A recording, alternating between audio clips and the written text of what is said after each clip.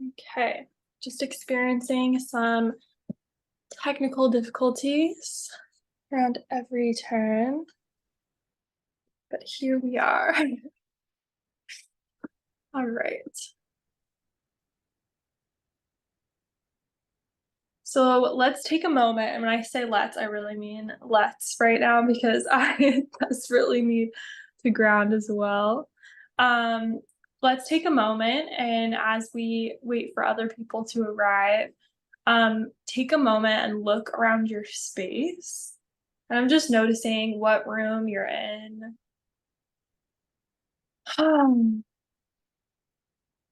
And then start to notice your body. Is there anything that your body needs? Water, a blanket. Hi, Melissa.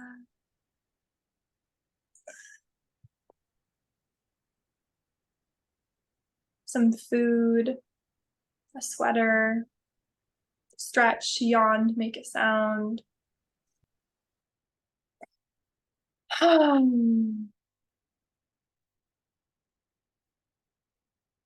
Okay. So I am going to be kind of DJing on a computer, and then I have my camera right here.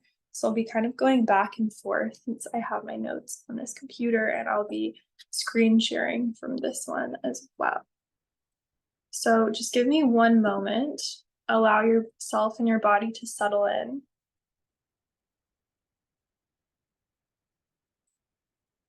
Beautiful. All righty then. Okay. So let's take a moment to ground. We're going to ground with this meditation today that allows us to feel into the boundary of our skin because our skin is a very physical boundary. It's the body's first defense against whatever's happening in the outside world, whether it be temperature, bacteria, or whatever it is. And then we'll also feel into our energetic boundary. So go ahead and get cozy and then take a moment, once again, looking around your space, maybe looking all the way over the right shoulder, all the way over the left shoulder, and slowly coming back to center. And then when you feel ready, or if you feel ready, you can start to close down your eyes, allowing yourself to tap into your breath.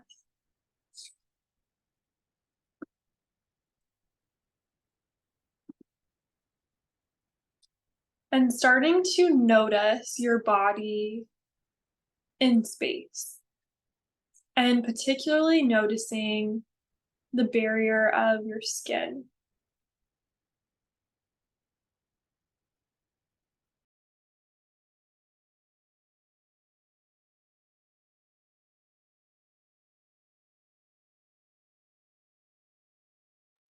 And start to notice where your body is making contact with the chair, the bed, the floor, whatever you're sitting on.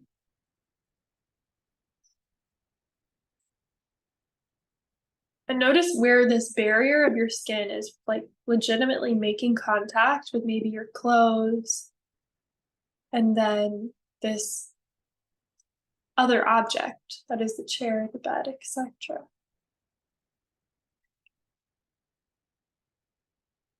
And then start to get in touch. You can even imagine this energetic boundary around your body that is on the same layer as your skin, and you can notice it as a different color. So that helps you differentiate it from the barrier of your skin. And imagine that it's like this stretchy, malleable texture. And we're going to imagine this barrier, this energy barrier, extending 1 inch from the body.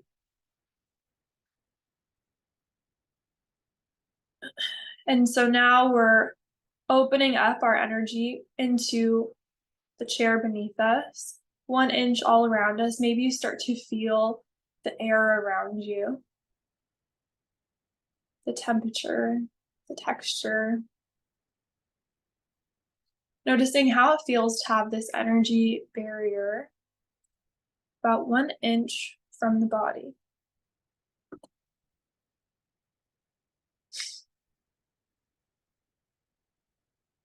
And now we're going to imagine stretching this energy barrier a foot away from the body. And start to notice as you extend this out what is now in your energetic field.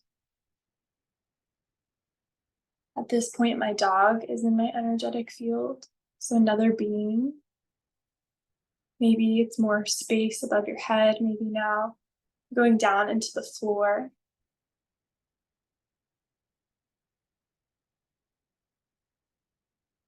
Noticing how it feels to have this energetic barrier stretched.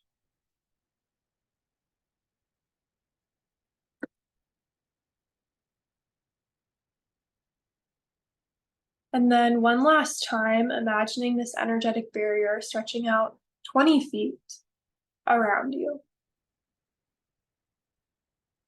If you live in an apartment or close to other people, you may actually be now in the other room. You may be down below with the people that live beneath you or above you. If you're on a ground floor, you might have the worms and the critters that live below, or maybe just the foundation of your home. And noticing how it feels to have this energy barrier stretched. There's no wrong or right answer, just observing how it feels.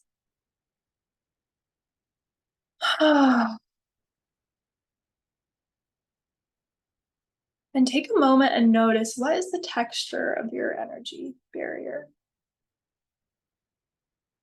What's the material of it? And then start to slowly bring that energy barrier back to match the barrier of your skin.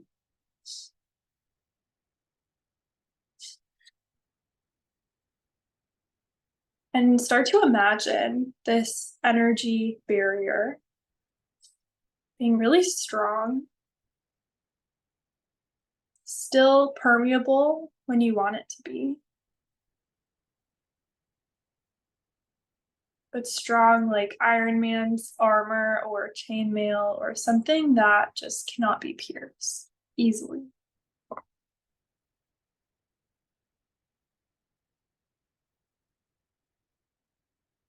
And then when you're ready, take a moment, open your eyes, and take a look around your space.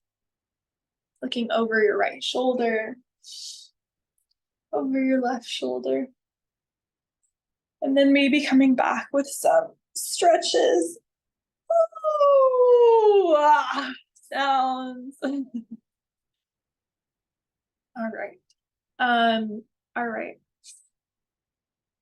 And after this workshop, I encourage you to take a few notes, even now, of just how that felt for you. There's really no wrong or right answer with any of these practices. It's just interesting when we connect in this way with this awareness to our body, the kind of information it can give us. I know some people really don't enjoy that meditation because it feels really vulnerable to extend their energy barrier out. And some people love it and it feels really peaceful to them. So just notice how it felt for you. All right. So welcome to Embodied Boundaries. This is a topic I really love talking about because I take a very nuanced approach. So I think there's a lot of talk about boundaries on social media, at least on my feeds. I see stuff all the time. And I think there's one particular kind of boundary that's talked about a lot. And it's this very like rigid boundary, like set my boundary with my mom. I told her, Mom, blah, blah, blah. And it's like, it never goes well, right? Like, it's never like, oh, and she said, thank you, sweetie. And like, we hugged and it was great. It's normally creates more tension in the relationship. And While I have absolutely set those kinds of boundaries myself, and I think they're extremely necessary at times with certain people, I think there's also a kind of boundary that we don't hear about very often, which is a kind of boundary that is set in a way that actually allows the other person, it gives them an opportunity to receive it um, with ease, and it helps the rupture repair cycle of the relationship. So we're going to go into that more in a bit, the whole rupture repair. And this is really a workshop focused on how to set boundaries with people that you love and you actually want to stay in relationship with. So just keep that in mind as we go throughout it. Um, okay, so I'm going to see if this works. We're going to um, try to share this. In the meantime, can you please put in the chat a few words of what comes to your mind when you think of the word boundary or you hear the word boundary? First thoughts.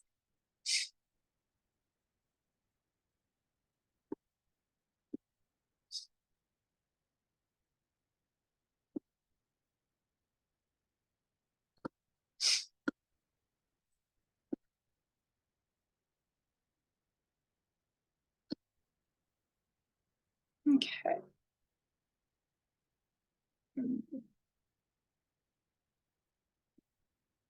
Wait, we're getting there.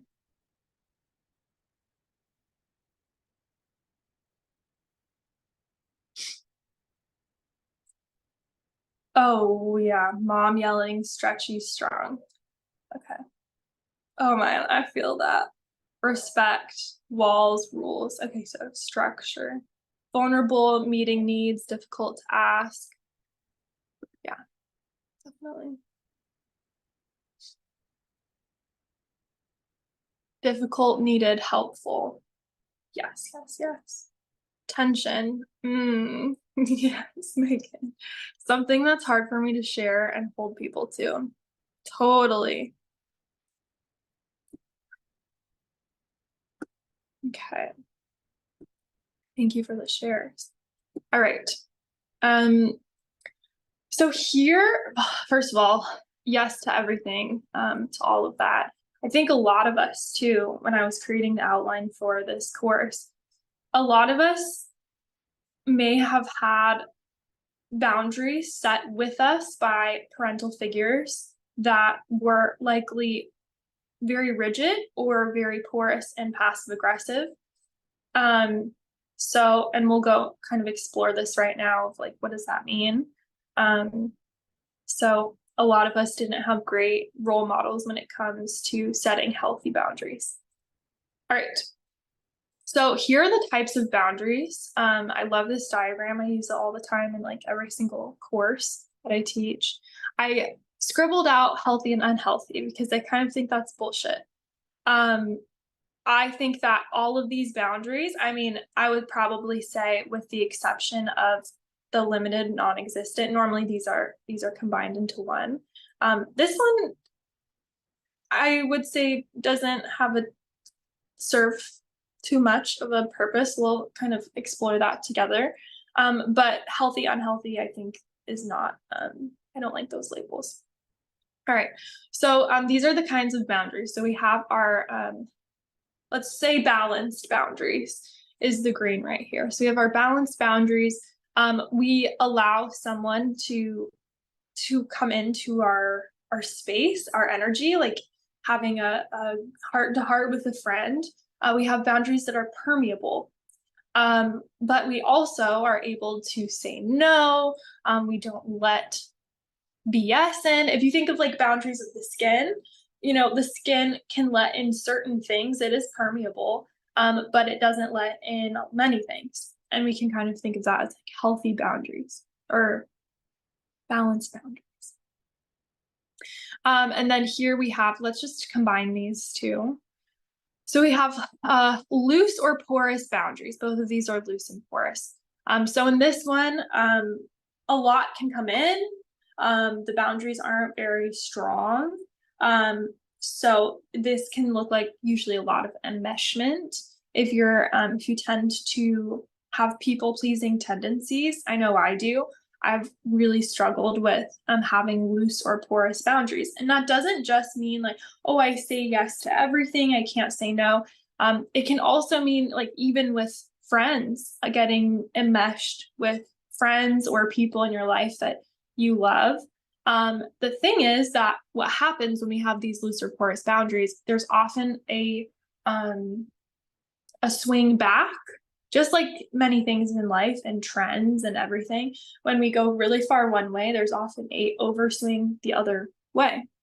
And that ends up with having rigid boundaries. So rigid boundaries, I think, is kind of like what we see a lot on social media right now is like, I said no, I did this, and da da da. Didn't want to hear their side, blah blah blah. I just set my boundaries. This rigid boundaries have a place. They don't allow for the other person to permeate you in a healthy relational way. And they also are often lacking curiosity, which is pretty important in relationships. So we're going to explore these together. Like, when would it be good to have rigid boundaries? And you maybe are thinking of someone right now. I know I can think of someone immediately when I think of rigid boundaries. When would it be good to have rigid boundaries? And you can share this in the chat. When would it be super helpful to have really strong boundaries?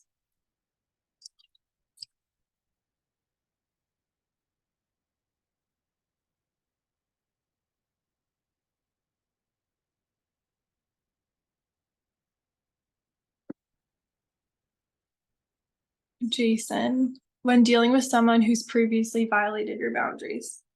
Mhm. Totally. I have certain topics with my mother I have very rigid boundaries with. Yeah.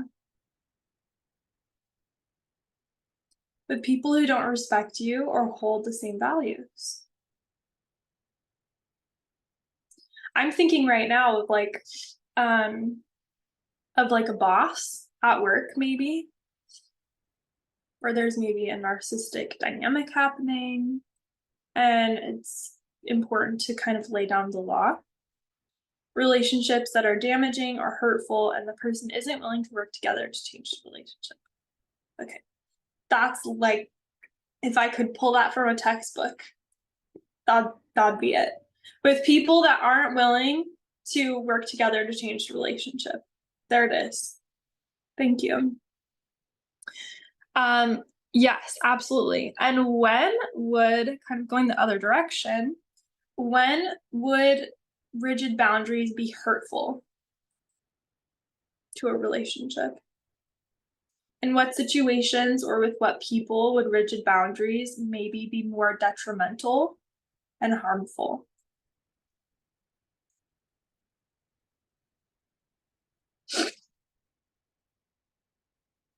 Oh, I'm thinking right now with my relationship with my partner, if I have really rigid boundaries with him, it's not gonna help in that rupture repair cycle.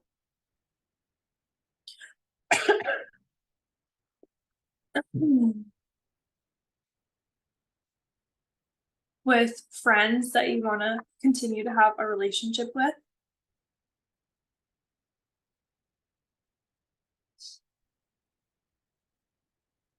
or people who want to work together to change the relationship. Yeah. All right.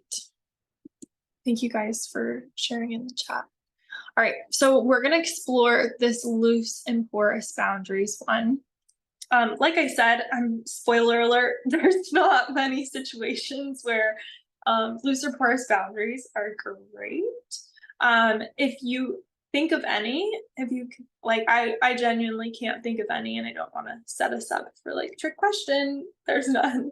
Um, but loose or porous boundaries are generally not great for both parties because we have the person who has the loose and porous boundaries who is probably feeling a decent amount of resentment and eventually frustration and then anger and then rage towards this person. A lot of times, loose or porous boundary leads to a lot of passive aggressive behavior.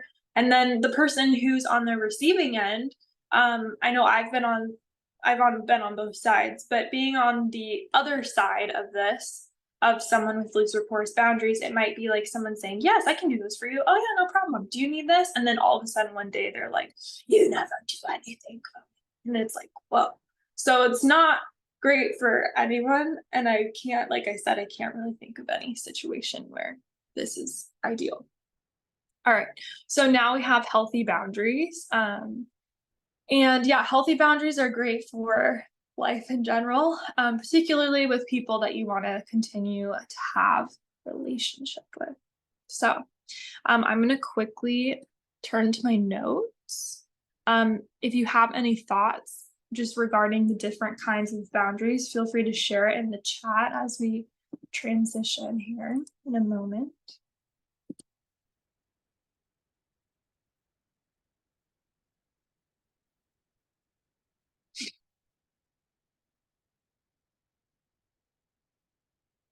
Okay. Okay, beautiful. All right. I'm going to once again share my screen. Thank you for your patience today. Some technical issues for this.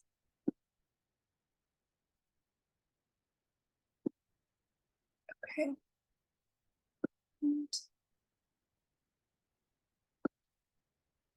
All right. So, like I said, today we're focusing on boundaries with people that we love and that we want to continue to have relationship with.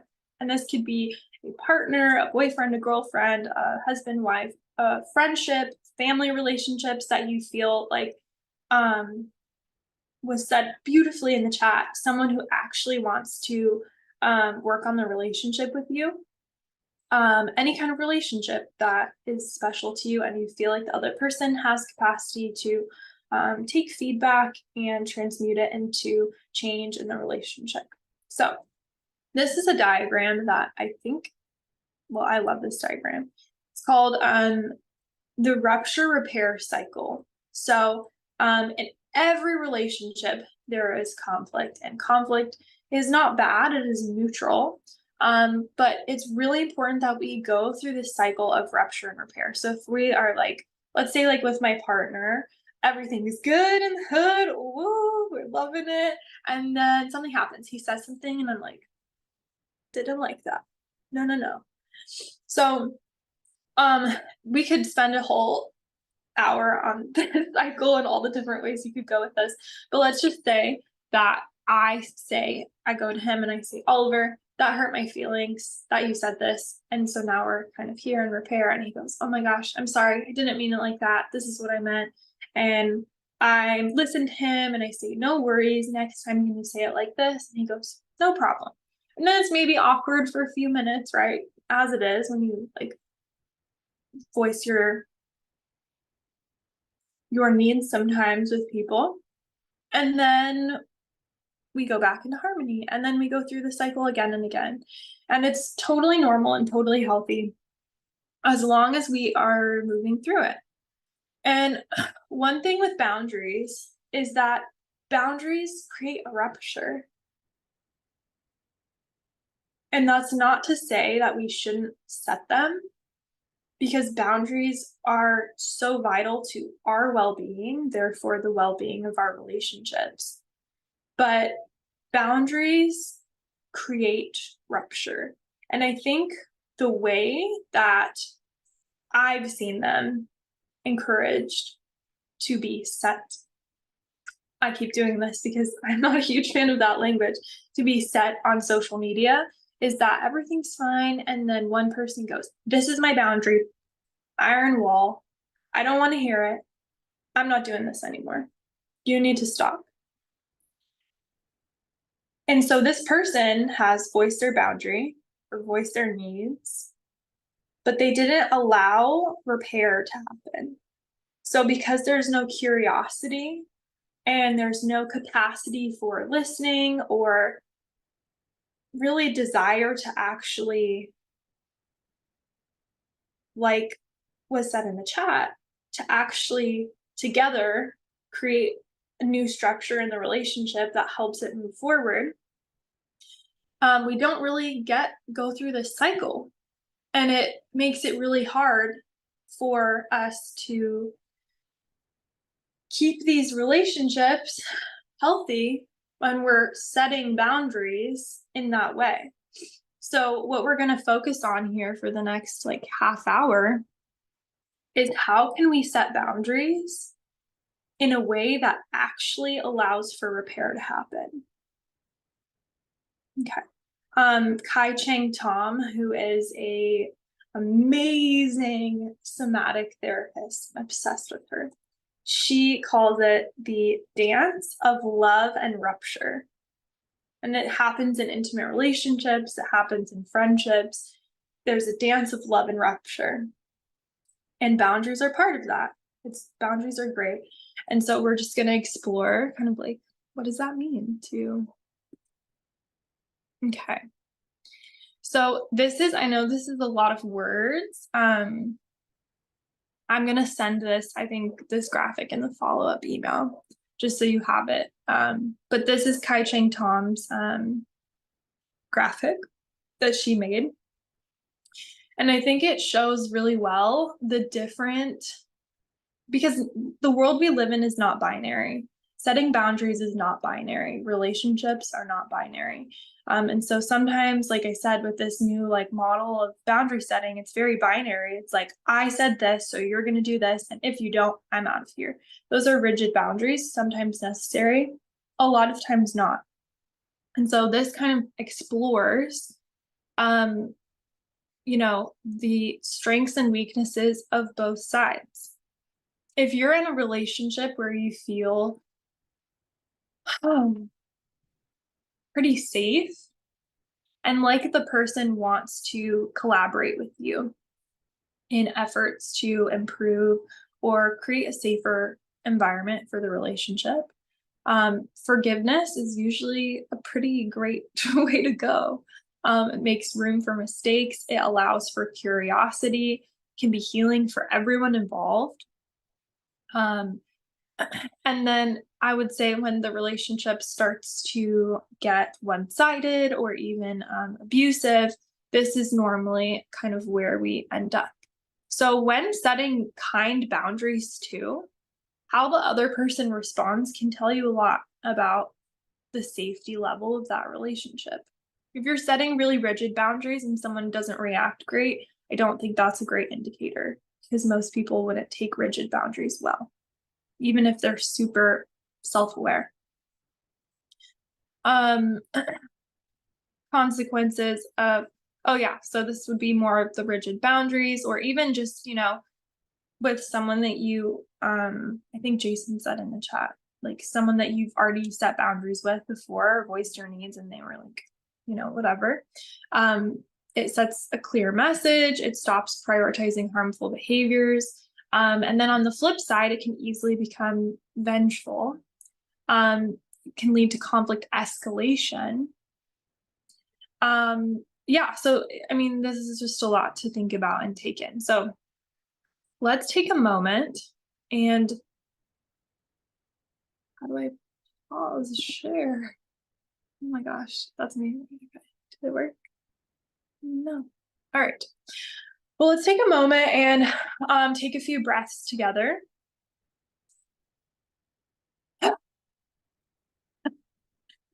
And go ahead and just let me know in the chat how you're feeling, what's coming up for you. This is a lot of words, a lot of concepts.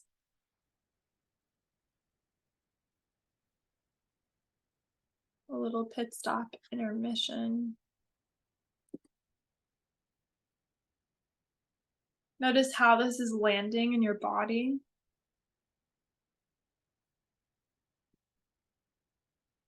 If you want to share a sensation,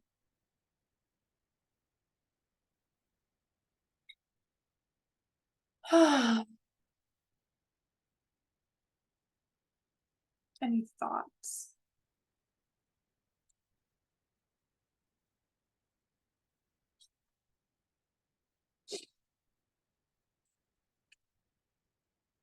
Hmm. Feeling good, thinking of a time 2 days ago I made a rigid boundary. Kind of lost it when it wasn't respected. Not my best move. Totally. Feel like we've all been there.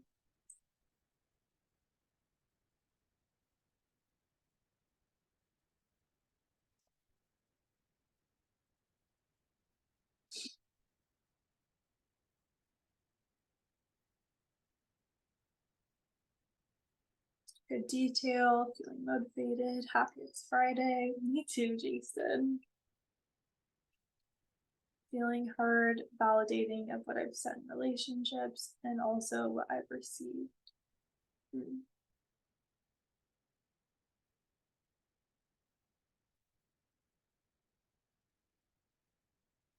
That is an awesome last name, Starwalker.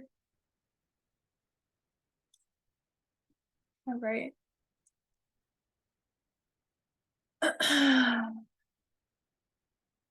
Let's keep going. Okay.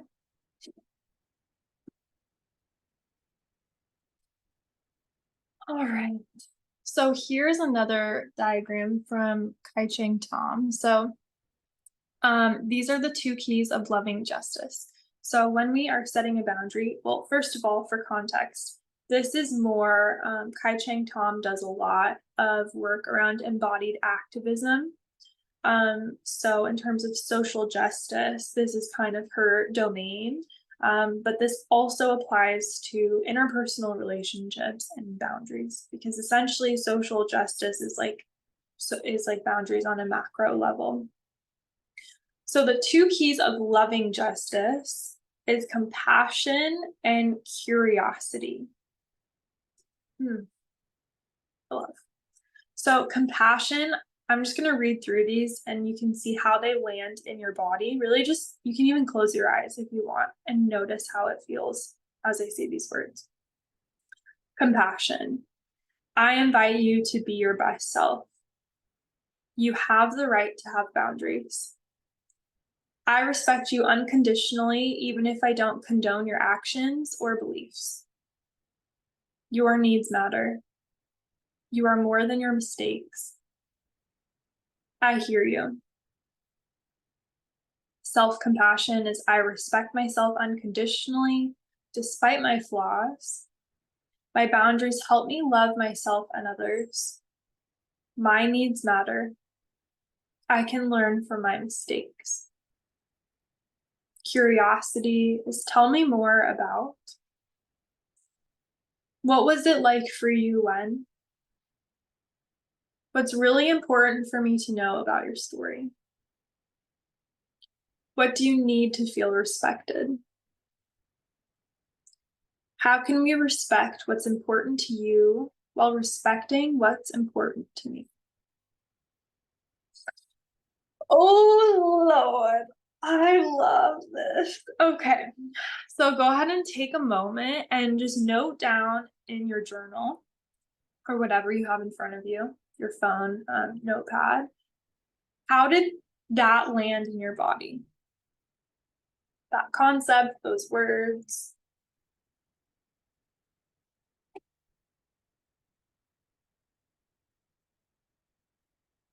The idea of someone wanting to understand your story, your boundaries, with loving compassion and curiosity.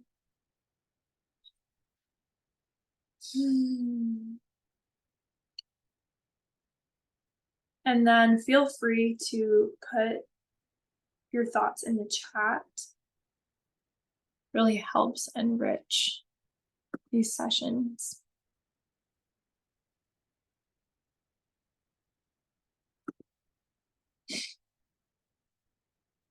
Victoria says acknowledging the nuance and complexity of boundaries, forgiveness, consequence, rather than just saying the binary feels very valid.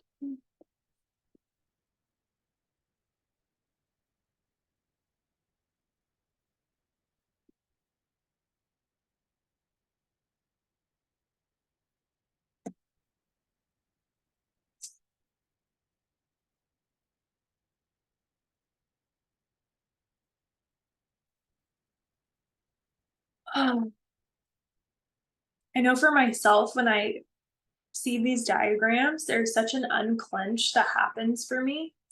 When we're talking about the rigid boundaries, we have like it's almost like a clenched fist. Like, I don't want to let you in. I gotta keep my shit together. Like, you don't understand. And then reading these words is like just an unclench. Like, okay, I'm safe to bless you. I'm safe to open. I'm safe to wonder and be curious. All right. So we're gonna now move into a meditation. Sorry, my dog is like having a moment right here.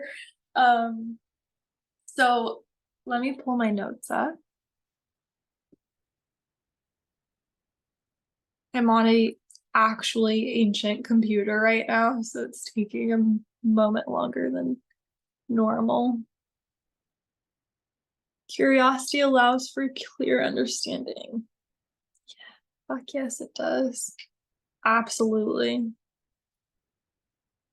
Okay. All right. So you have the right to have boundaries. Made me feel the energy on top of my skin really vividly. Wow. That's amazing. Oh. Okay. Thank you guys for sharing. All right, so we're going to do a brief somatic exploration. So go ahead and when I ask you to call someone to mind that you've recently had a conflict with, I don't mean like a blow up explosion. I mean like your barista got your coffee order wrong. Can you not do that right now, please? Or like your dog is trying to clean herself during this presentation, something where you were irritated. Okay.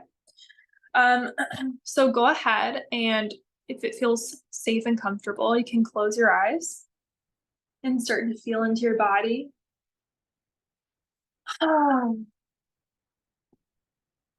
And start to call to mind a recent time when you were irritated. It kind of felt like someone was pissing you off. Maybe they were playing music too loud. Maybe they got put normal milk in your oat milk latte, whatever it was. Just low level irritation.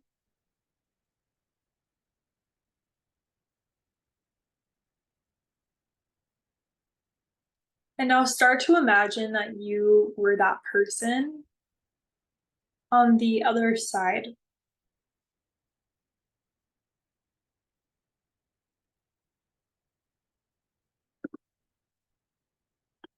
And now start to imagine you see yourself, you see the frustration boiling up in you from the eyes of this person.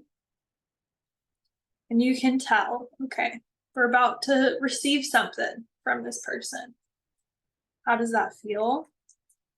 That preemptive, okay, something's about to happen. How would you like to receive this boundary?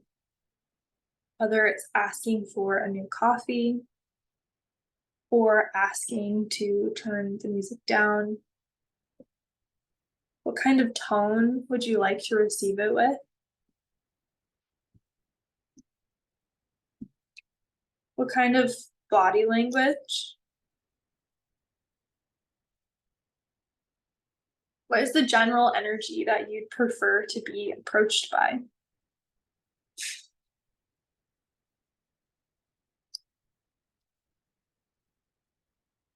Would you want them to have a certain level of curiosity towards your situation?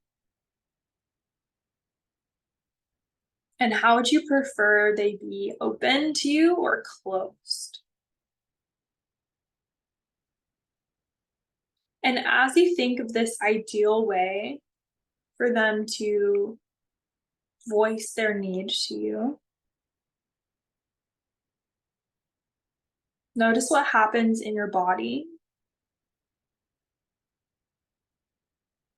Can you imagine this person, that is you, coming over, quote, setting a boundary in the most kind, compassionate way? How does that feel to receive? What sensations or thoughts arise?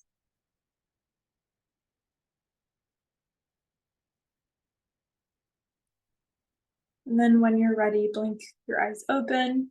Since we were kind of imagining being someone else, take a look down at your body and touch your arms, touch your legs, say, welcome back, arms. These are my arms. Legs, these are my legs. Oh, making any sounds. And then putting in the chat what came up for you.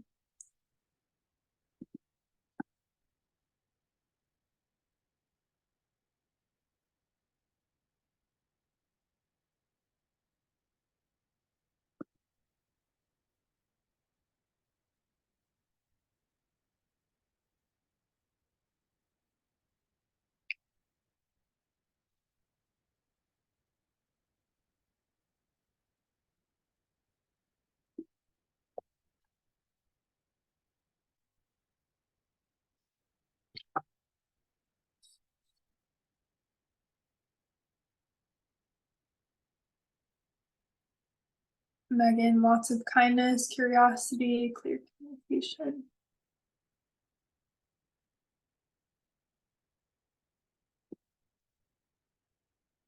Imagining how I would like that boundary set with curiosity made my body soften. Yeah, same. Imagining someone coming at me passive aggressively or rigidly makes my body clench. And imagining someone approaching me with curiosity and compassion and the principles that we explored on the previous slide, oh, it's like an exhale.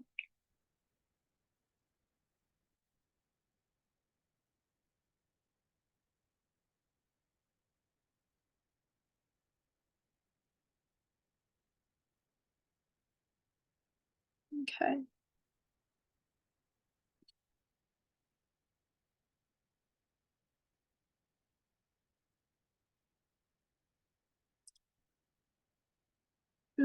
I would want the person to be calm and confident in speaking their needs with kindness.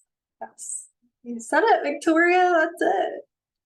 Calm and confident, not overly apologetic, not aggressive, just calm and confident, speaking their needs with kindness. All right. I'm gonna briefly return to my notes here. And we're gonna explore one last topic, and then we will close out with some Q&A. So the last topic that I would like to explore here is that language really matters when we are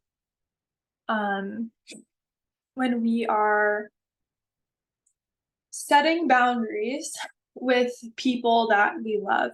So, and I've been using that in air quotes the whole time because I think setting a boundary, people think, well, when I set a boundary, I need to have the word boundary and I need to say, hey, Oliver, my boundary is that you don't talk to me this way. My boundary is that blah, blah, blah.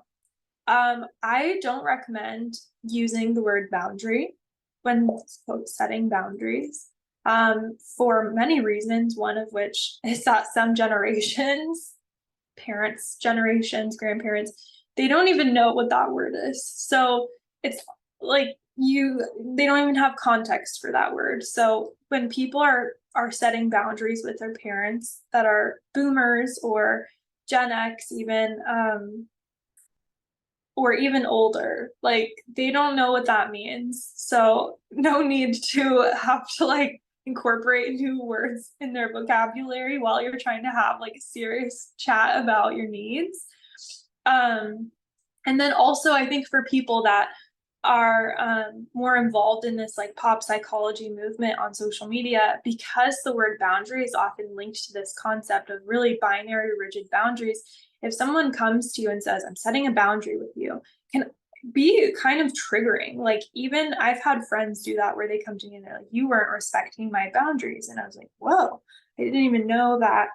What? Um, and it can be kind of jarring, and like going back to that cycle of rupture repair, it causes more of a rupture because we don't really have a positive association with that, like being on the receiving end of boundaries. It might bring up, am I a bad person?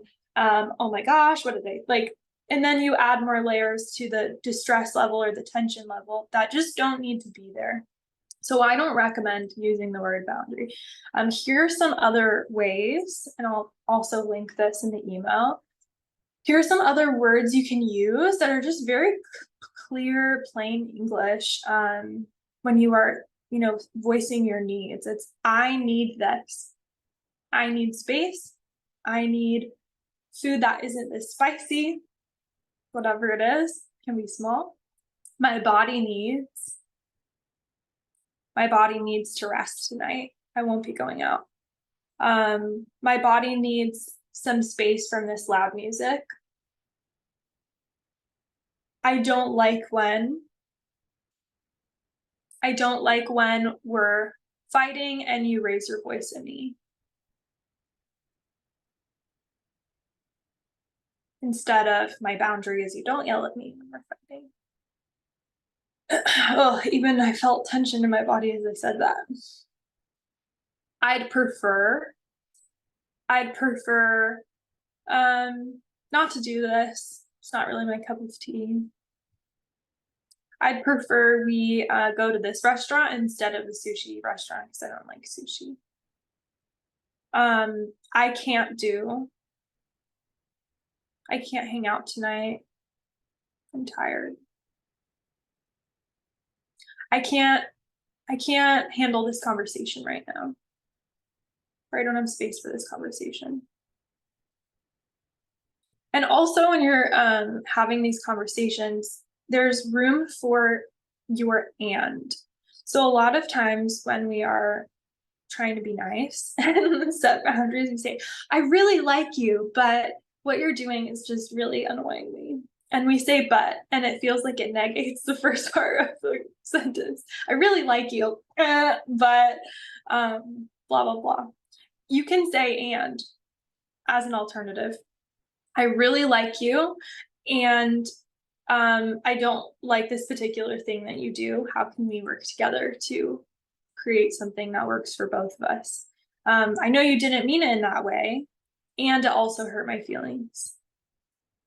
I enjoy spending time together, and I'd rather do something else than what we've been doing the last couple weeks. Okay. I'm gonna show an email really fast that I recently sent. I just thought I got it yesterday, so thought it was timely. So for some context, this is a way you can set a boundary. This is more professionally, and this is also just for context. I do marketing, digital marketing. This was an inbound client, so someone that came to me saying, hey, we want to work with you, blah, blah, blah. And we were kind of having back and forth. He emailed me once and then emailed me again the next day saying, please follow up on my email. And it wasn't time sensitive. I have in my contract that I'll respond within 48 hours. So this is a client I'm just starting to work with. And I was like, no, none of that shit. So I was like, we're going to set it really clear early. So I could have been like, hi, Steve, this is unacceptable that you're blah, blah, blah. But I was like, no, I want to keep working with this client, but I also don't want them following up with me within 48 hours. So, all right, let's share. So this is just one example of how you can use language in a way that is kind and professional and hopefully is received well. And also, for context as well, this is a man. I'm normally a little more direct with men because they have more robust nervous systems than women. And when I work with women, I don't use this kind of directness normally. All right.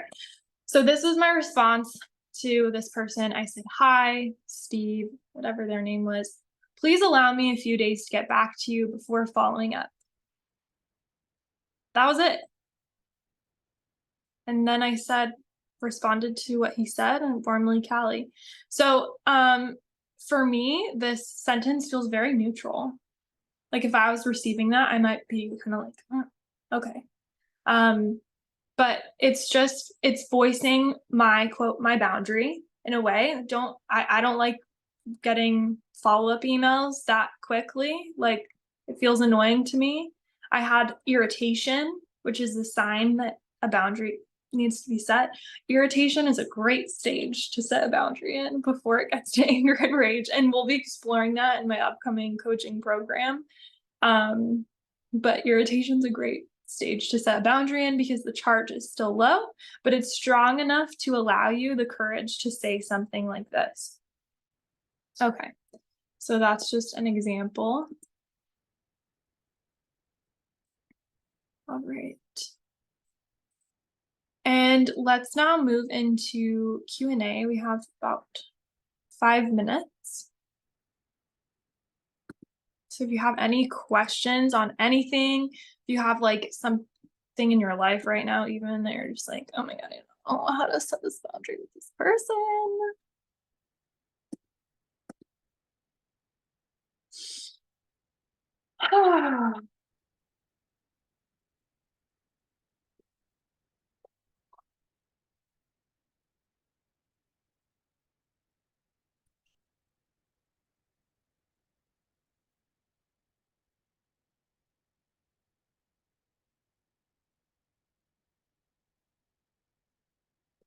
Or even any final thoughts you have on this workshop in general, on the concepts, the practices. Love using and instead of but. Yeah, it's a good one. Haven't done it yet. Let me know how it goes, Kaylin.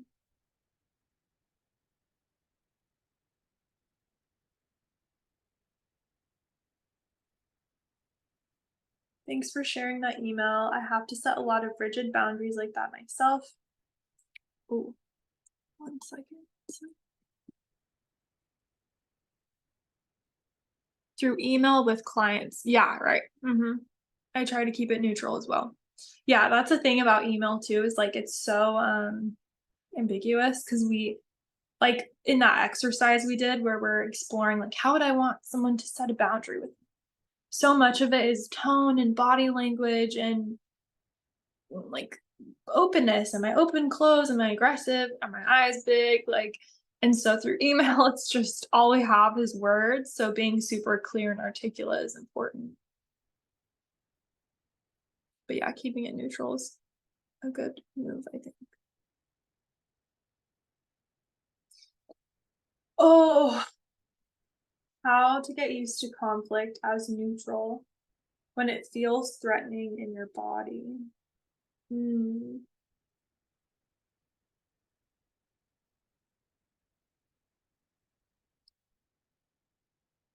Yeah, that's a great question, Victoria. The first thing that's coming to my mind is self-holding techniques. So, conflict is inevitable, and it can also feel threatening in our body. Did you see that? I just used hand. Um, it can feel threatening in our body. So, when we are experiencing these ruptures, or when we're setting a boundary, or we're entering tension in a relationship, um, self-holding is a great way to actually like reinforce the physical structure of your body. So you can even like put your hands over your heart, your belly. You can even imagine, like, okay, what part of me feels most vulnerable right now? For me, it's my stomach. So I'd like put my hands over my stomach, breathe into this part. Whew. So this is the part of you that's like I would do a lot of parts work. So like the little kid part that's like, oh my gosh, Victoria, this is not safe. We're in trouble. Like, this is bad.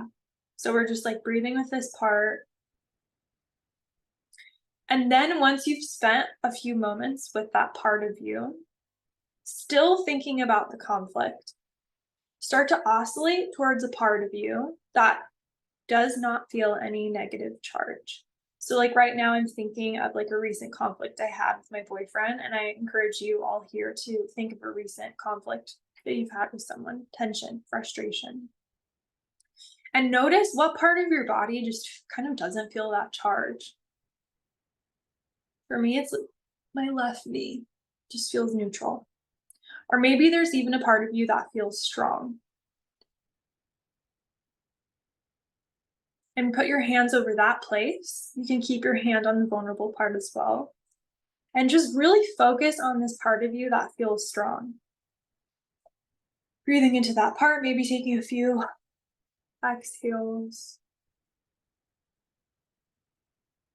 And notice if just noticing this part of your body starts to shift anything.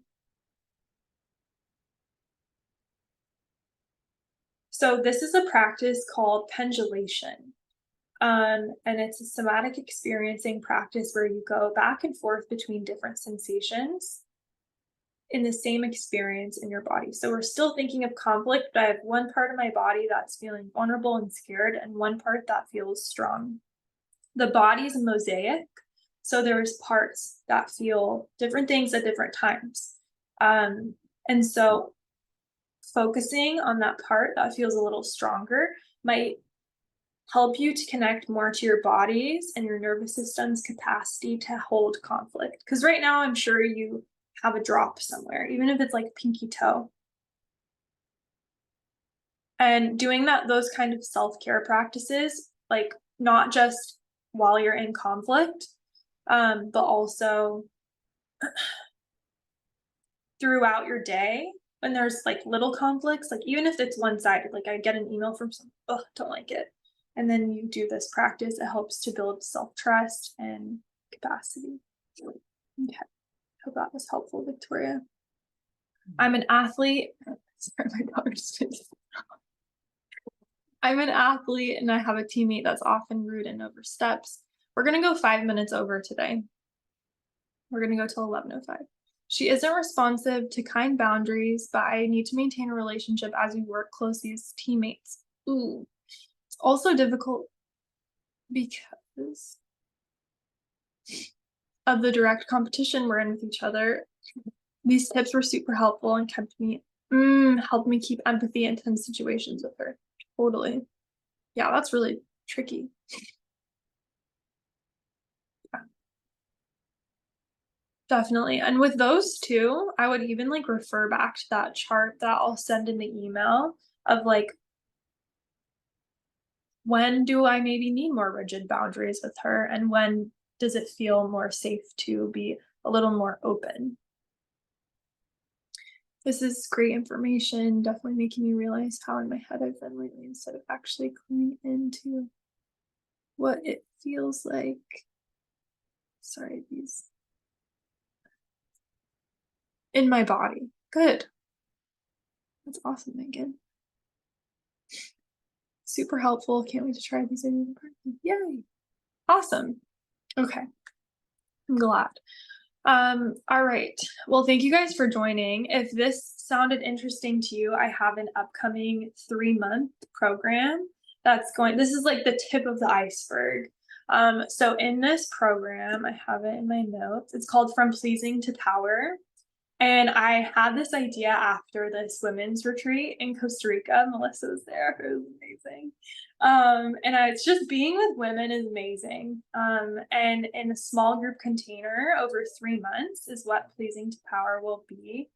It'll be completely virtual, so bi-weekly sessions where we'll be doing basically this. So like a workshop like this, the workshops will be 75 minutes. So it'll be a workshop just like this where you're given tons of tools to immediately apply to your life. And then the last 15-20 minutes will be spot coaching. So it'll be you either putting in the chat or coming off of mute and really saying like, this is what I'm struggling with right now in my life.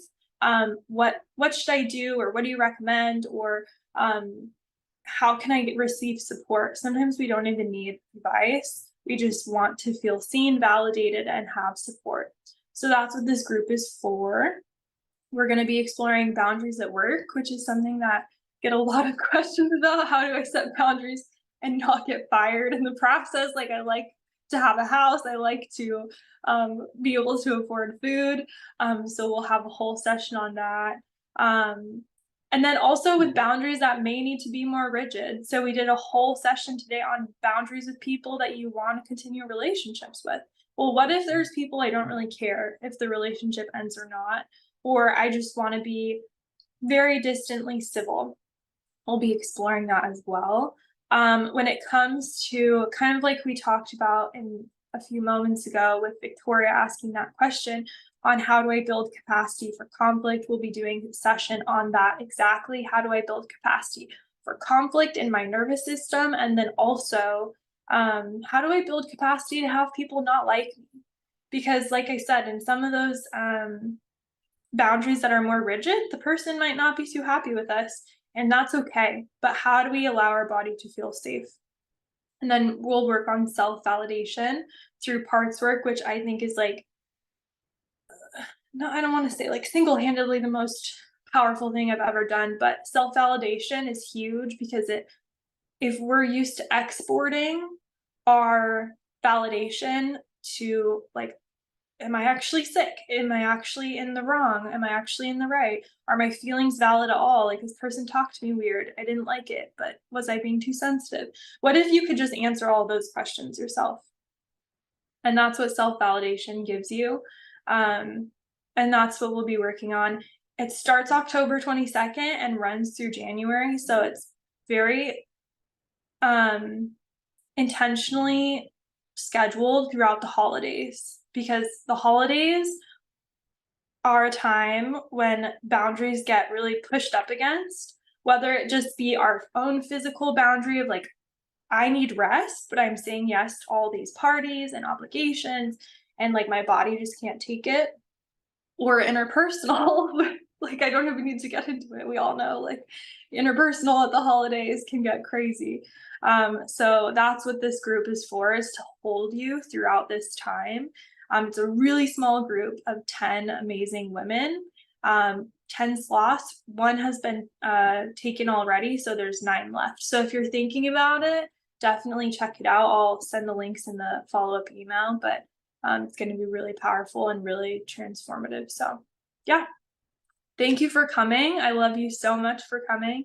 And yeah, if you have any questions about anything we covered in this workshop or from Pleasing to Power, send me a DM on Instagram and just let me know in the DM that you attended this workshop, because they don't answer all of my DMs.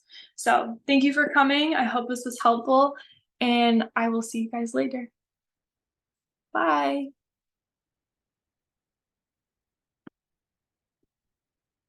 Uh-oh, didn't end it. Bye, Jason.